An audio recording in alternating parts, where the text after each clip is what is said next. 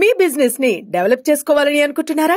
అయితే వెంటనే సంప్రదించవలసిన ఫోన్ నంబర్ 7729969299. సూపర్ మార్కెట్లో డిఫరెంట్ రాక్ సాల్ట్లు మనకు కనిపిస్తూ ఉంటాయి.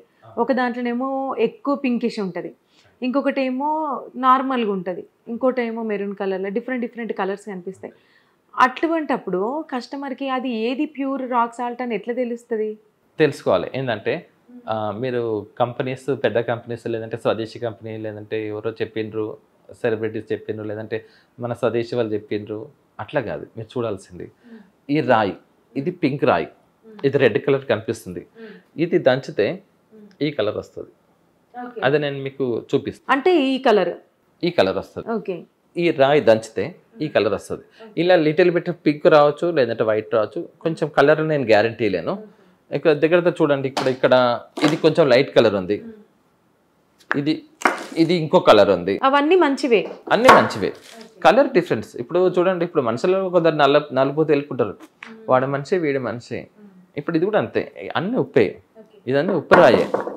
ఇప్పుడు మీరు పట్టుకుంది గ్రైండింగ్ చేసిన తర్వాత వచ్చిన పౌడర్. ఆ పౌడర్ కూడా చూడడానికి మళ్ళీ స్టోన్ లాగా ఫామ్ అయింది. దంచిన తర్వాత పౌడర్ ఉండాలి కదా, మళ్ళీ స్టోన్ లాగా ఎందుకు ఉన్నది? ఎందుకోసం అంటే ఇది స్టోన్ నుంచి పౌడర్ అయింది కాబట్టి దీని రూపం మార్చుకుంటుంది. ఈ రూపం మార్చుకుంటుంది అంటే ఇది స్టోన్ నుంచి వచ్చింది కాబట్టి స్టోన్ లాగా ఫామ్ అవుతుంటుంది. అదే కనుక వర్షాకాలంలో అయితే ఇంత గట్టదు, అప్పుడు తేమని గ్రహిస్తుంది, వాతావరణంలో తేమని గ్రహిస్తుంది. ఇది మొత్తం సంవత్సరంలో 3 కాలాల్లో 3 విధంగా దాని ప్యాటర్న్ మార్చుకుంటూ ఉంటుంది. ఇది ఒరిజినల్ సాల్ట్ అయితే రూపం మార్చుకుంటుంది. ఇప్పుడు చూడండి, రూపం మార్చుకుంటుందంటే అందులో ప్రాణం ఉన్నట్టు. అంటే అడల్ట్రేషన్ ఏమైనా జరిగింది అనుకోండి, రూపం మార్చుకోదు. ఇప్పుడు మనిషి బ్రతుకున్న దానికి చనిపోయిన మనిషికి తేడా ఉంటుంది కదా. అంటే ఇప్పుడు అదే మన ఇళ్లలో, అంటే ఇప్పుడు మీ ఇంట్లో అంటే ఈ సాల్టే ఉంటుంది అనుకోండి, మా ఇళ్లలో చూసుకున్నట్టయితే సాల్ట్ మీరు ఏ కాలంలో చూసుకున్నా, ఎప్పుడు చూసుకున్నా దాంట్లో ఒక వాటర్ చుక్క పడ్డా కూడా సేమ్ పౌడర్ అదేంటి సర్ఫ్ ఎక్సెల్ పౌడర్ లాగా మనకు అట్లనే కనిపిస్తుంది. అయితే మీరు ఇందాక గల్లుపు అన్నారు కదా, మీరు చూడండి, మీకు తెలిసిండొచ్చు, లేదంటే మీ అమ్మనని అడగండి. ఆ గల్లుపు వర్షాకాలంలో తేమ గ్రహిస్తుండే, కొంచెం నీళ్ళు వదిలేస్తుండే, ఈవెన్ సముద్ర ఉప్పు అయినా కానీ. ఎందుకంటే అప్పుడు అందులో కెమికల్ కలవలేదు కాబట్టి. కెమికల్ వేసి ఫ్రీ ఫ్లో చేసిండు అనుకోండి, కెమికల్ అంటే ఫ్రీ ఫ్లో అంటే యాంటీక్రాక్ ఏజెంట్, ఇవన్నీ కలిపితే ఏమైతుందంటే అది వాతావరణాన్ని అబ్జర్వ్ చేయదు. ఇక అది ఒక విధంగా చెప్పాలంటే డెడ్ అది. ఇప్పుడు చూడండి, ఇప్పుడు మాది ఒక కలర్ రాదు. ఇప్పుడు ఇన్ని ఒక దగ్గర ఇస్తున్నప్పుడు కొంచెం pink colour, red colour or pink colour proportionate ఎక్కువ ఉంది అనుకోండి, కొంచెం పింక్ అనిపిస్తుంది. లైట్ కలర్ ప్రపోర్షనెట్ ఎక్కువ ఉంది అనుకోండి, వైట్ అవుతుంది. కలర్స్ విషయంలో నన్ను అడగద్దు, క్వాలిటీ ఒక్కటే నా చేస్తుంది. కలర్ ఏదైనా రావచ్చు, ఏదొస్తా తీసుకోవాలి. నన్ను కూడా చాలామంది ఏమంటారు అంటే, మార్కెట్లో రెడ్ కలర్ ఉంది, ముట్టుకుంటే జారిపోతుంది, మరి అట్లా ఇస్తారా? అట్లా ఇస్తా అంటే తీసుకోవడానికి నాకు కదా డిస్ట్రిబ్యూటర్స్ ఒక లైనే ఉంది.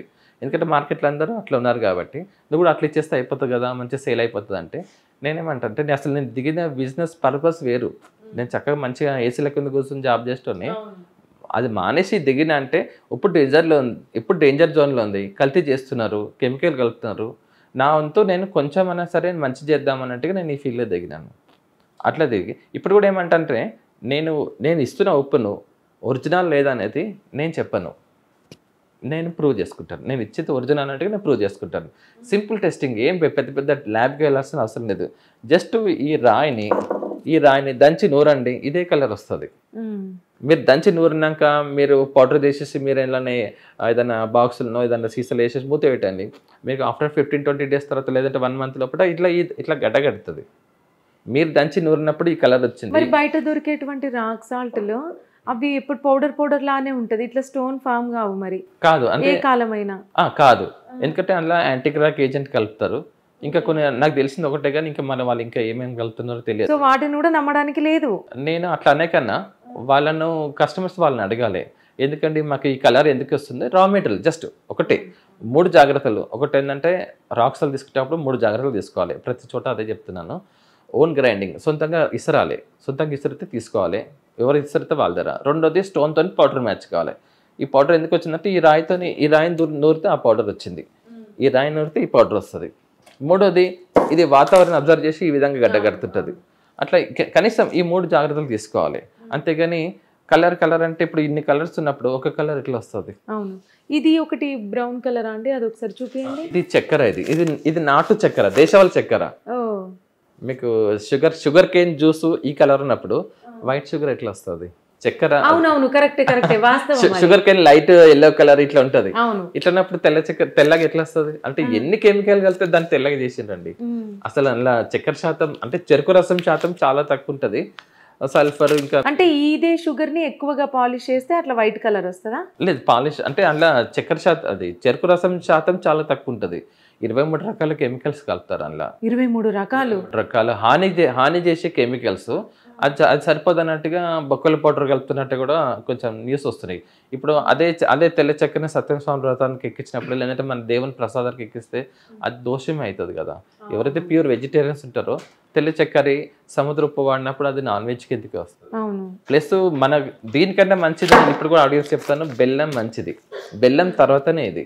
ఎవరైతే దేశవాళీ బెల్లం, అది మార్కెట్ దొరికే బెల్లం కాదు, దేశవాళీ బెల్లం అంటే అచ్చంగా చెరుకు రసం. గో ఆధారిత వ్యవసాయం చేయాలి. గో ఆధారిత వ్యవసాయంతో పండిన చెరుకు నుంచి తీసిన బెల్లంనే, చెరుకు రసం నుంచి తీసిన బెల్లమే.